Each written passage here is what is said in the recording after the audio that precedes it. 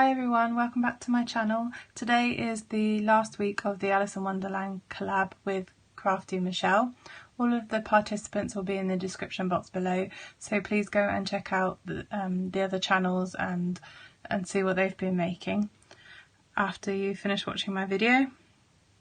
So I made a set of cards using the images from Michelle's shop, and I will leave a link below to that as well.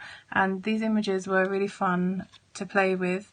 They've got this like lovely vintage vibe, so I wanted to make a set of vintage cards to sort of showcase that you could use these for cards as well. They're a lovely size for cards actually. So I've made some in rectangle shapes, so this is like a standard A6 card I think, and I've got some more square cards which are like 5 by 5 I believe. So this first card I made for my sister-in-law to go with the project that I made last week, and I just used some gold watercolour to colour in the image for the sceptre and the crown, and I edged everything in gold as well, including this label. I used some Tim Holtz stickers and some twine just to tie in the black and white on this one, and I shall be sending that to her soon. And then I wanted to make some more, so they've pretty much all got collage theme to them. These two have watercolour on. So this one, when you get the image, it's not actually coloured. I coloured this with some Winsor & Newton watercolours, and when I was going through my stash I found a flower I'd made that matched the colour perfectly, so I was like, need to use that. I had some of this twine in my stash. It's got a bit of gold running through it, so it's quite delicate. I like that. And I just used some typewriter stickers from Home Bargains. And then I made another one with just the image, a little label I had in my stash. And a quick tip, if you want to add your twine or ribbon onto a side opening card like this, you just make a little slit and you can thread your ribbon or twine through and then tie it in a bow like normal. And then lastly I had this tag in my stash that had a little orange butterfly, so I found some more die cut butterflies in the Works die cut books that I got last year, and I thought why not use them up as they went so well. So that was the first set of cards. Then I think these might be my favourite set, although it's hard to choose, but I really love the creamy yellowy tones with the blue. I don't know, that just, the contrast, I just really enjoyed it. But this one I went really simple because the card already had a sentiment on it, so I just tied some more of that twine, and I wanted to use up this trim that I've had in my stash for a while, so I thought that went nicely, and it made a nice little L shape which grounded the image even though it's not centered on the card. So it doesn't really matter that it doesn't fill the whole card, and it just allows me to do a bit of collaging and add some interest, which I really enjoyed. I did the same with this one. I just anchored the trim a bit lower. I didn't do a very good job of making it straight, so I shall probably fix that later. But the images are so pretty and there's already sentiments on, so I just wanted to keep them really simple. This one I decided to use some blue twine, and I don't know where I got this twine from. It's been in my stash for a really long time, but I just tied a simple little bow, and this was another die cut from the book, and I thought the blues played well together, so I just thought I'd add it for a bit of interest and to fill up some of the space here as well. I did another one with the last image, again using blue twine. I had this, it's like a flourish I guess, that I fussy cut out of paper and added some twinkle stickles to a long time ago, so I figured that I would use it with this, and I just added some torn book pages.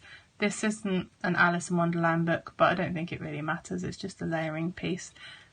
And I did that at a funny angle because I wanted to add a bit of interest to the composition, but also this piece is very similar colour to the background paper, so it needed to be sitting on something lighter in order for it to kind of like pop.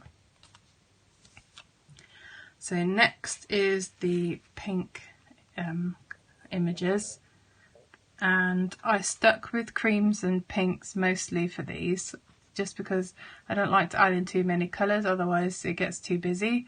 So again, I layered up some things that I'd fussy cut out of that paper pad a long time ago.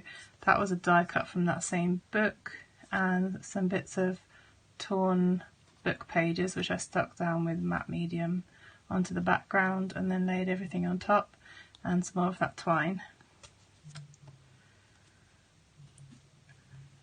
You'll notice that I repeat the same layout, but I just tweak it slightly. So on this one I added 3 pieces of book paper to the top and bottom, and on this one I did the opposite corners, but I did 2, and I added these layering pieces in between just for some interest. And because this Kraft cardstock was not the same colour as this one, I wanted something to like break it up so it wasn't immediately obvious that they didn't go together, and I think that worked out okay, but I just really wanted to use these things up in my stash. And I decided to add a gold butterfly to balance this sort of yellow flower, and there's some more gold in the trim, which is a bit more subtle, but it's definitely there. This next one, I used a banner that I already had die cut in my stash, and it had like this postage stamp on it, so I thought that played really well with Michelle's image. I had some epoxy stickers that were postage themed, and I thought I'd use that up on this as well. And I had these Martha Stewart butterfly punch, and I decided to cut it out of glittery wrapping paper, and I just stuck those down in a sort of visual triangle. Yeah, I really enjoyed that one. And this one, I had some scrap roll-off papers from doing my Christmas cards, so this was a gold one that I'd done, and I just tore some off and used it to collage the edges. I added this little die cut flower and a gem and a little sticker and some twine in it. That one's really simple. And then lastly is these ones, which are the same images but with a cream background, and I used some epoxy stickers on this one again, and some clippings and some labels that I had in my stash, and then this corrugated cardboard was my collage piece for this one to kind of frame it, and I used some Tim Holtz clippings stickers as my sentiments. Same principle, but this time I used the book pages and the corrugated cardboard, some more of the twine, and just some stickers on this one. This one I used a mixture of the book pages and the roll-off papers from my gel printing, and some twine again. And this one, book pages and corrugated cardboard, but with a die-cut butterfly with some glitter, just to add a bit of interest. So I will probably put these up on Facebook to see if anyone wants them. Yeah, hopefully that's okay with Michelle. And yeah, I really enjoyed playing with these. I really like sometimes to just sit and play and layer things, to use things up, and just because there's like less pressure with not needing to have to always stamp or die cut things, having things like pre-made or collaging bits together and using up your scrap box is really satisfying. So I really loved making these, and yeah, I'm really glad Michelle made these images because they're so pretty. Okay guys, that's all of the cards that I've made.